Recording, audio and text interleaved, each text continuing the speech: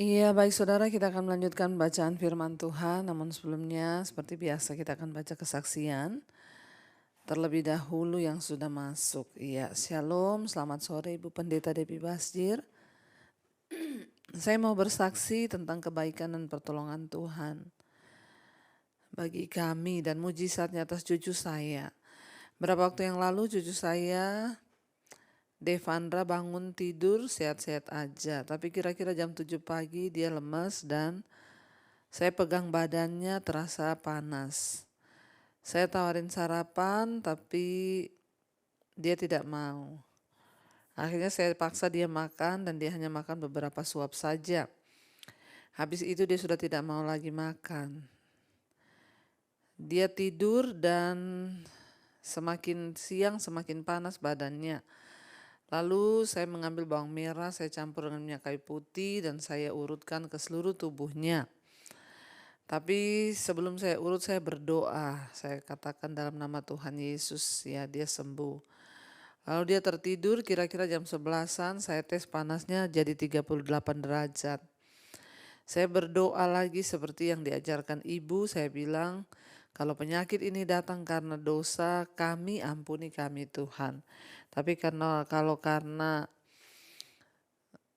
kuasa kegelapan perbuatan iblis atau setan saya patahkan, hancurkan di dalam nama Tuhan Yesus. Saya tolak. Dan jam 1 saya cek lagi, dia malah semakin tinggi, panasnya naik menjadi 39,2. Namun saya tidak panik Bu, saya tetap tenang karena saya hanya berdua di rumah, mamanya juga kerja dan kakeknya di kebun.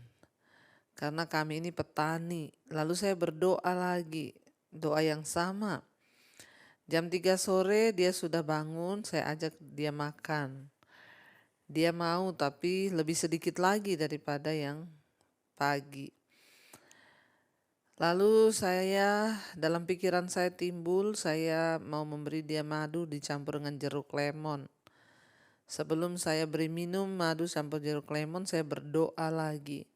Dengan doa yang sama, saya mengatakan bahwa Tuhan, saya percaya kuasa-Mu yang menyembuhkan. Bukan madu dan lemon ini yang menyembuhkan cucu saya, tapi kuasa darah Yesus melalui sarana madu dan lemon ini. Lalu saya beri dia minum madu dan lemon dan saya puji Tuhan, habis dia minum panasnya berangsur-angsur turun sampai pagi dia tidak panas lagi. Nah, cucu saya disembuhkan Tuhan. Terima kasih kepada Tuhan Yesus yang sungguh luar biasa bagi kami, dan kami berterima kasih juga kepada Ibu Debbie Basjir yang selalu memberikan kekuatan lewat khotbah-khotbah Ibu. Semoga Ibu semakin hari semakin dipakai Tuhan luar biasa bersama keluarga dan juga seluruh tim yang ada. Tuhan Yesus memberkati Ibu. Oh iya, ibu saya ini Oma Ferdiana dari Samarinda. Shalom Oma ya. Saya juga jemaat Mesbah Doa dan Mesbah Syukur. Saya mengikuti khotbah-khotbah Ibu dari tahun 2019 ya. Tapi saya baru rutin mengikuti Mesbah Doa Mesbah Syukur tuh tahun 2022 ini. Terima kasih, Tuhan Yesus memberkati. Amin. Ya, ketika kita sungguh-sungguh berharap kepada Tuhan, maka tidak ada perkara yang mustahil ya. Cucu yang sakit panas Tuhan sembuhkan. Oma tidak panik tapi Oma berdoa. Iya, seringkali ya kepanikan itulah yang membuat kita semakin kacau. Tapi kalau kita menjadi tenang, percaya, berdoa, maka kita akan melihat mujizat. Baik saudara, kita akan lanjutkan pembacaan Tuhan, perfirman Tuhan malam hari ini. Kemarin kita sudah selesai dengan ulangan pasal yang ketiga. Ya, kemarin kita sudah membaca Musa tidak diperkenankan memasuki tanah perjanjian. Padahal Musa sudah berdoa saudara, ya dia berkata kemarin kita sudah baca, ya Tuhan Allah, Engkau telah mulai memperlihatkan kepada hamba-Mu ini kebesaran-Mu dan tangan-Mu yang kuat. Sebab Allah manakah di langit dan di bumi yang dapat melakukan perbuatan perkasa seperti Engkau? Biarlah aku menyeberang dan melihat negeri yang baik yang di seberang sungai Yordan, tanah pegunungan yang baik itu dan gunung Libanon. Tetapi Tuhan murka terhadap aku oleh karena kamu dan tidaklah mendengarkan permohonanku. Tuhan berfirman kepadaku, cukup, jangan lagi bicarakan perkara itu dengan aku. Dan naiklah ke gunung. Kita tahu bersama Musa hanya diperkenankan melihat negeri yang indah, tanah perjanjian di depan, dan Tuhan tidak izinkan dia masuk. Musa sudah memohon kepada Tuhan agar dia diperbolehkan masuk, tapi Tuhan bilang cukup, jangan lagi bicarakan perkara ini denganku. Kemarin kita sudah belajar seringkali dalam mengikut Tuhan doa-doa kita tidak dijawab. Ya, permohonan kita tidak dijawab, tapi tetaplah percaya, tetaplah berserah, sebab apa yang Tuhan buat itu indah ya saudara, jangan pernah menyerah. Yang terpenting adalah kita mendapatkan hidup dalam kekekalan bersama Tuhan. Ya, sekalipun mungkin Tuhan izinkan kita tidak melihat janji-janji dan jawaban-jawaban doa atas hidup kita, pergumulan kita, tapi percayalah Tuhan ya membawa kita dalam hidup yang kekekalan. Iya, kita melanjutkan hari ini Ulangan pasal yang keempat, judul perikopnya Musa menasihati bangsa itu memelihara hukum Allah. Yang luar biasa di sini saya melihat saudara, sekalipun Musa ditolak tidak masuk tanah perjanjian, dia tidak kepahitan sama Tuhan, dia nggak kecewa sama Tuhan. Sekarang itu kan banyak orang Kristen tuh kecewa sama Tuhan, marah ketika tidak memperoleh apa yang dia inginkan. Saudara bisa bayangkan perjalanan yang Musa tempuh itu 40 tahun membawa bangsa itu keluar. Siapa sih yang nggak ingin melihat yang terakhir ya tanah perjanjian, sebelum dia mati dia bisa meminta Tuhan, ya aku mau sebelum aku mati kali ini saja, tapi Tuhan bilang no, tidak. Ya, tapi yang luar biasa dari Musa, dia tidak kepahitan, dia tidak berkata kepada bangsa itu ya sudah murtad saja, Tuhan itu jahat, Tuhan itu gini. No saudara, Musa tidak melakukan itu. Kita melihat Ulangan pasal yang keempat, Musa menasihati bangsa itu untuk memelihara hukum Allah ya, malah dia mengajarkan agar bangsa itu tetap setia dan pelihara hukum-hukum Allah. Pasal yang keempat ayat yang pertama, maka sekarang hai orang Israel, dengarlah ketetapan dan peraturan yang kuajarkan kepadamu untuk dilakukan, supaya kamu hidup dan memasuki serta menduduki negeri yang diberikan kepadamu oleh Tuhan Allah nenek moyangmu. Janganlah kamu menambahi apa yang kuperintahkan kepadamu dan janganlah kamu menguranginya. Dengan demikian kamu berpegang pada perintah Tuhan Allahmu yang kusampaikan kepadamu. Musa menyuruh bangsa itu untuk tetap setia. Perhatikan firman Tuhan, kata Musa. Dengarlah segala ketetapan dan peraturan yang sudah aku ajarkan kepadamu. Musa berkata ya, supaya kamu hidup dan memasuki serta menduduki negeri yang diberikan kepadamu oleh Tuhan Allah nenek moyangmu.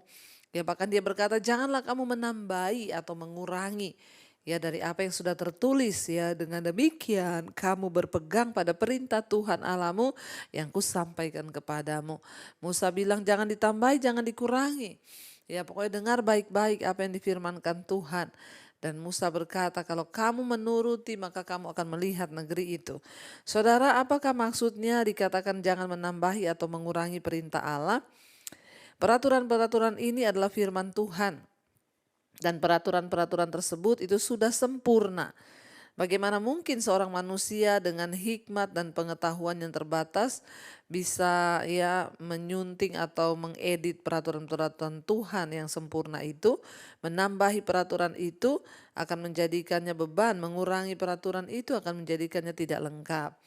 Jadi peraturan dan firman Tuhan itu harus tetap tidak berubah. Ya, jadi kalau kita itu setia kepada firman Tuhan, jangan menambah, jangan mengurangi. Kalau ada orang yang mau menambahi atau mengurangi itu dia sama, menyamakan dirinya dengan Allah, itu adalah sebuah kesombongan dan Tuhan akan murka.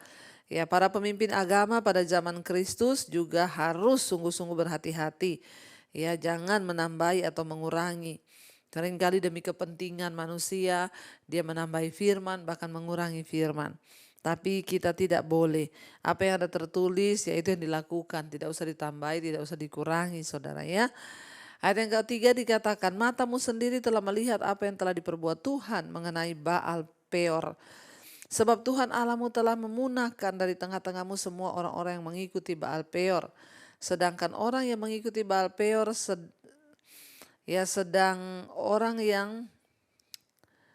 sedangkan kamu sekalian yang berpaut pada Tuhan Allahmu masih hidup pada hari ini. Yang ikut Baal Peor semua sudah mati dimusnahkan, tetapi kamu yang mengikuti Tuhan masih hidup sampai hari ini. Ya, ingatlah aku telah mengajarkan kepadamu ketetapan dan peraturan kepadamu seperti yang diperintahkan kepadaku oleh Tuhan Allahku, supaya kamu melakukan yang demikian di dalam negeri yang akan kamu masuki untuk mendudukinya. Ayat yang ke-6, lakukanlah itu dengan setia. Sebab itulah yang akan menjadi kebijaksanaanmu dan akal budimu di mata bangsa-bangsa yang ada pada waktu mendengar segala ketetapan ini, akan berkata, memang bangsa yang besar ini adalah umat yang bijaksana dan berakal budi. Saudara, salah satunya kenapa kita harus mendengarkan firman Tuhan? Karena firman Tuhan itu sumber kebijaksanaan. Firman Tuhan itu sumber akal budi. Dari mana kita bisa melakukan perbuatan-perbuatan bijaksana? Ketika orang itu mengikuti firman, ketika orang itu hidup menurut firman, maka dia akan menjadi orang yang bijaksana. Sebab firman Tuhan itu adalah hikmat Allah dikatakan. Ya, firman Tuhan itu adalah hikmat Allah sendiri. Jadi kalau kita hidup melakukan firman, maka Musa berkata, bangsa-bangsa lain akan mengenal engkau dan akan berkata, sungguh mereka ini adalah bangsa yang bijaksana. Kenapa saudara? Karena firman Tuhan adalah hikmat Allah. Nah, kalau kita melakukan firman Tuhan, itu artinya kita hidup dipimpin oleh hikmat Allah. Pasti hidup kita luar biasa. Pasti hidup kita bijaksana. Saudara tidak usah mencari ilmu yang lain. Coba saudara praktekkan firman Tuhan. Pegang firman Tuhan, baca, renungkan, lakukan. Saya yakin dan saya jamin hidup kita pasti akan menjadi hidup yang bijaksana. Dalam hidup ini kita memerlukan ya kebijaksanaan dan akal budi, dan firman Tuhanlah sumber hikmat ya. Sumber kebijaksanaan. Orang akan terheran-heran melihat hidup kita kalau kita itu berpegang pada firman. Dan Musa juga berkata, ya sebab bangsa besar manakah yang mempunyai Allah sedemikian dekat kepadanya seperti Tuhan Allah kita setiap kali kita memanggil kepadanya. Dan Musa berkata, tentu ya ketika engkau dengan setia melakukan firman itu, maka kebijaksanaanmu, akal budimu itu di depan bangsa-bangsa. Ya pada waktu mereka mendengar ya tentang firman Tuhan yang ada padamu itu, mereka akan berkata, wow, sungguh bangsa ini adalah umat yang bijaksana dan berakal budi. Saudara, kalau engkau itu pengen menjalani hidup dengan akal budi, dengan bijaksana, engkau tidak banyak kesalahan, engkau berhikmat, dipimpin, lakukanlah firman. Taatlah pada perintah Tuhan, taatlah pada hukum-hukum Tuhan, taatlah pada peraturan-peraturan Tuhan. Karena hidupmu akan menjadi hidup yang penuh dengan bijaksana dan orang semua akan melihat, wow, sungguh hidupnya luar biasa. Ayat 8, dan bangsa besar manakah yang akan mempunyai ketetapan dan peraturan demikian adil seperti seluruh hukum ini yang kubentangkan kepadamu pada hari ini. Tetapi waspadalah dan berhati-hatilah supaya jangan engkau melupakan hal-hal yang dilihat oleh matamu sendiri itu, dan supaya jangan semuanya itu hilang dari ingatanmu seumur hidupmu. Ya, Musa berkata di sana saudara ya, hati-hati. Ya, apakah hukum yang Allah berikan kepada orang Israel itu tetap berlaku untuk orang Kristen pada masa kini? Ya, hukum Allah dirancang untuk menuntun semua manusia. Semua gaya hidup mulai dari zaman yang dulu sampai sekarang itu semua. Ya, jadi saudara kita melihat luar biasanya Alkitab ini ditulis saudara, sudah ribuan tahun yang lalu. Tapi sampai hari ini masih relevan. Bicara tentang hawa nafsu, kedagingan, ya nafsu jahat, itu semua saudara sudah ada ditulis. Jadi Alkitab ini benar-benar firman Tuhan murni dan luar biasa, ditulis ribuan tahun yang lalu tapi masih relevan sampai hari ini. Jadi jangan kita berpikir itu kan hanya untuk bangsa Israel. Ya, semua firman Tuhan itu berlaku ya bagi bangsa Israel dan juga bagi kita sampai hari ini. Hukum Allah itu dirancang untuk menuntun semua manusia kepada gaya hidup yang dikenan oleh Tuhan ya. Kita ini dituntun oleh firman Tuhan supaya kita memiliki gaya hidup yang benar, gaya hidup yang menurut standarnya Tuhan. Ketika kita ini hidup berpatokan pada firman dan hidup sungguh-sungguh berserah kepada Allah. Ya, tujuan dari hukum itu adalah untuk menunjukkan dosa. ya, atau kemungkinan dosa dan memperlihatkan cara yang benar untuk mengatasi dosa tersebut. 10 perintah Allah yang merupakan inti dari hukum Allah berlaku saat ini sebagaimana berlaku 3000 tahun yang lampau, karena perintah itu menunjukkan ya gaya hidup yang disahkan oleh Allah sendiri. Perintah itu merupakan pernyataan yang sempurna mengenai siapa Allah dan bagaimana cara hidup yang Ia kehendaki bagi seluruh manusia. Jadi firman Tuhan itu murni. Alkitab ini adalah firman Tuhan, relevan sampai hari ini, saudara. Ya, jadi biarlah kita ini mau dituntun oleh firman Tuhan, semakin hari hidup kita semakin bijaksana. Kenapa?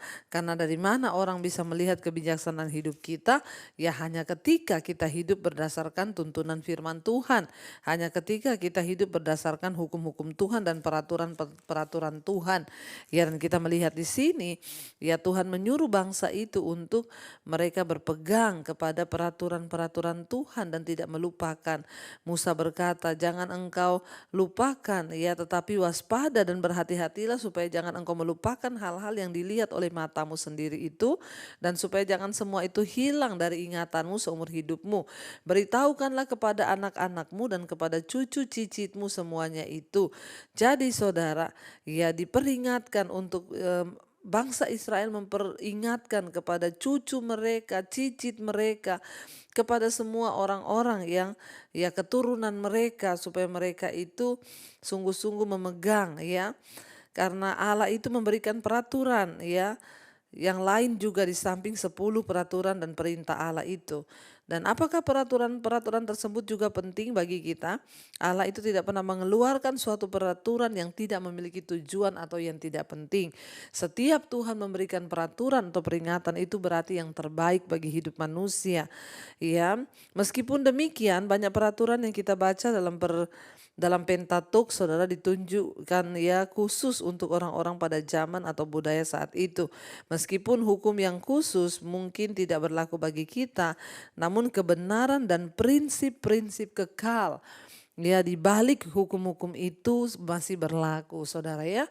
Memang ya seperti kita lihat ya pada zaman dulu kita baca Tuhan berfirman ya dia akan datangkan tulah kutuk ya ketika orang itu tidak taat.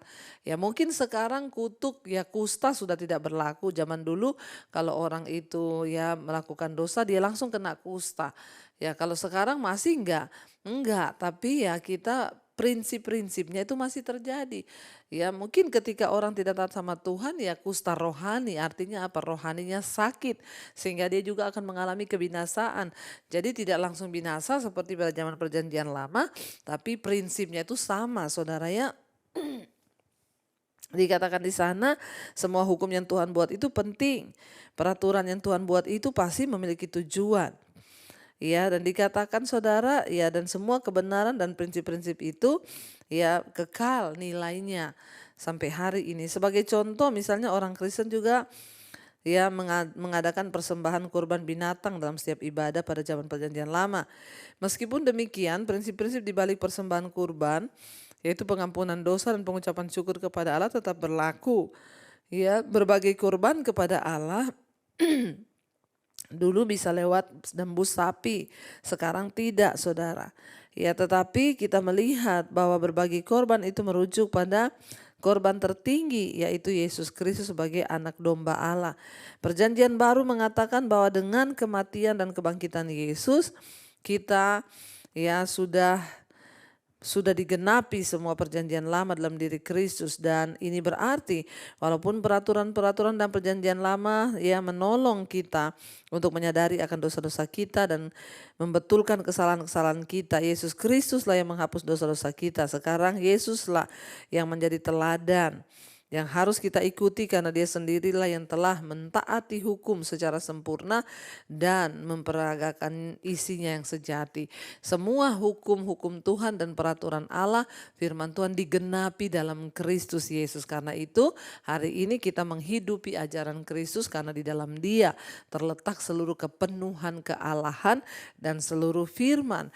Karena Dia itu adalah firman itu sendiri yang datang sebagai manusia, saudara ya. Dan Tuhan mau kita itu mentaati tetap kepada perintah-perintah Tuhan. Bangsa Israel diperingatkan untuk tunduk dan taat ya, dan mereka juga disuruh untuk mengajarkan. Dan Musa memastikan bangsa itu untuk tidak melupakan semua perbuatan dan catatan-catatan tentang firman Tuhan yang sudah mereka saksikan dengan mata mereka sendiri. Musa bilang tadi di sana ya, jangan sampai engkau melupakan semua yang sudah terjadi di depan matamu sendiri. Engkau harus ceritakan itu kepada generasi demi generasi. Menceritakan firman Tuhan kepada anak cucu itu adalah sebuah keharusan. Ya, dan agar apa? Mereka tidak melupakan perbuatan Tuhan yang besar. Karena itu Tuhan suruh untuk mereka itu mendorong ya anak, cucu, cicit mereka untuk mengingat akan kebesaran Tuhan. Saudara, ini juga menjadi tanggung jawab kita bersama ya. Kita melihat generasi sekarang itu banyak yang hancur. Kenapa? Karena generasi sekarang itu lahir sudah dengan HP di tangan mereka. Ya, dan kurang sekali pemahaman akan firman Tuhan. Dari sinilah perlu untuk orang tua itu mengajarkan kepada anak tentang pendidikan firman Tuhan.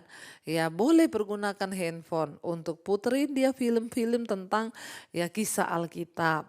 Ya, kisah tentang Yusuf, kisah tentang ya Sakeus, kisah tentang orang-orang di Alkitab. Ada sekarang banyak film-film kartun yang menceritakan tentang kisah-kisah di Alkitab. Ajarkan tuh kepada anak-anakmu, ya kepada cucumu, cicitmu, agar mereka mengerti tentang hukum-hukum Tuhan dan mereka tidak binasa menjadi anak-anak yang hidup tanpa pengenalan dan tuntunan firman Tuhan. Baik, kita akan lanjutkan besok. Mari kita tundukkan kepala, kita berdoa. Terima kasih Bapa, kami mengucap syukur buat segala kebaikan Tuhan. Bahkan kami juga bersyukur Tuhan mengajarkan kepada kami tentang hukum-hukum Tuhan. Kami belajar bahwa kami harus sungguh-sungguh mengajarkan kepada anak cucu kami tentang kebenaran firman Tuhan. Kami tidak boleh melupakan firman Tuhan, karena firman Tuhanlah yang akan menjadikan hidup kami bijaksana dan berakal budi. Biar kami mau Tuhan melatih hidup kami sebagai orang tua, suami, istri. Engkau pimpin jalan-jalan kami lewat hukum-hukum-Mu, lewat peraturan-peraturan-Mu. Sehingga anak cucu kami pun hidup menuruti jalan dan peraturan Tuhan. Dan ajarkan kami sebagai orang tua untuk mengajarkan firman itu kepada anak cucu kami.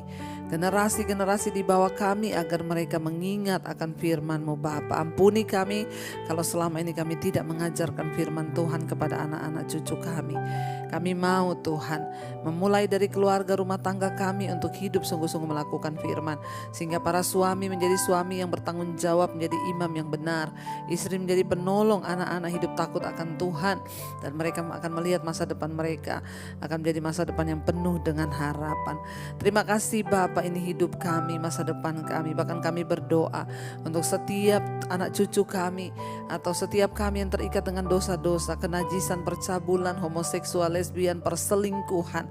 Tuhan, kami berdoa ini semua adalah satu tindakan di mana kami melawan firman-Mu ketika kami melakukan dosa.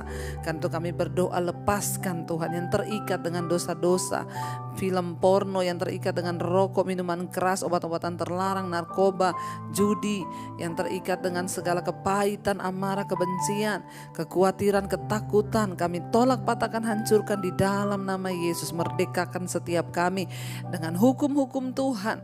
Kami percaya hidup kami akan membawa terang Tuhan. Terima kasih Bapa, Kau juga memberkati setiap mereka yang sakit hari-hari ini. Tuhan, sembuhkan jamah lawat. Mereka yang sedang sakit terbaring di tempat tidur, Tuhan sembuhkan Bapa. Kami perkatakan dalam nama Yesus ada kesembuhan. Mari letakkan tanganmu di bagian yang sakit, saudara, perkatakan, aku percaya Tuhan menyembuhkanku. Kalau ada dosa pelanggaranku, ampuni aku Tuhan. Kalau karena kuasa kegelapan, kami tolak, patahkan, hancurkan di dalam nama Tuhan Yesus. Kesembuhan terjadi.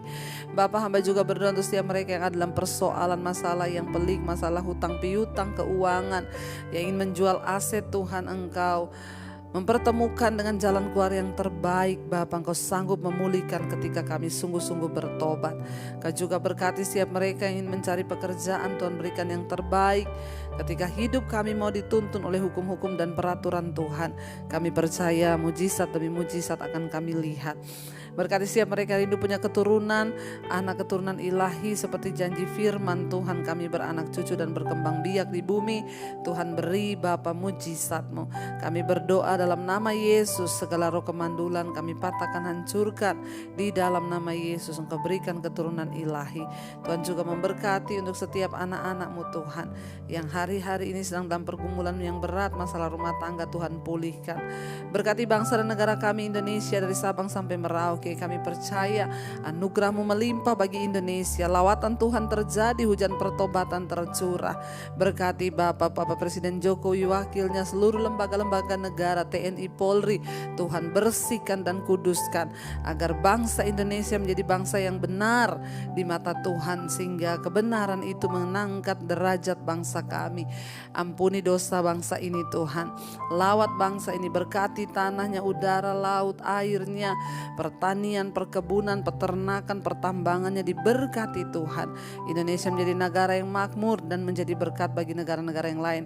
Kami berdoa Tuhan, jauhkan dari segala kerusuhan, pertikaian di dalam nama Yesus. Kami ikat, patahkan, hancurkan kuasanya. Kami berdoa menjelang pemilu 2024, Tuhan mengangkat seorang pemimpin yang terbaik bagi Indonesia. Kami juga berdoa buat 5 benua, bangsa-bangsa yang ada di dalamnya, Asia, Afrika, Amerika, Eropa, Australia. Berkati semua negara-negara, bangsa-bangsa yang ada di dalamnya. Biarlah anugerah Tuhan melimpah atas kehidupan anak-anak-Mu Tuhan di atas bangsa-bangsa ini. Mereka menjadi pendoa yang terus berdoa bagi negara bangsa mereka agar Tuhan meluputkan dan memberkati. Terima kasih Bapa, kami membuka hati dan tangan kami malam hari ini di hadapan Tuhan untuk menerima berkat-Mu. Karena itu saudara, diberkatilah engkau dalam kehidupanmu, diberkati rumah tanggamu, diberkati pekerjaanmu, diberkati kesehatanmu, diberkati keuanganmu. Turunlah kiranya berkat dari Allah Bapa, cinta kasih Tuhan Yesus Kristus, penyertaan Allah Roh Kudus melimpah atas hidupmu. Mulai hari ini bahkan sampai kali yang kedua, Tuhan Yesus datang menjemput kita. Nama kita tercatat dalam kitab kehidupan. Dalam nama Tuhan Yesus yang percaya diberkati, kita akan bersama. Amin, amin, amin. Tuhan Yesus memberkati. Shalom dan Immanuel.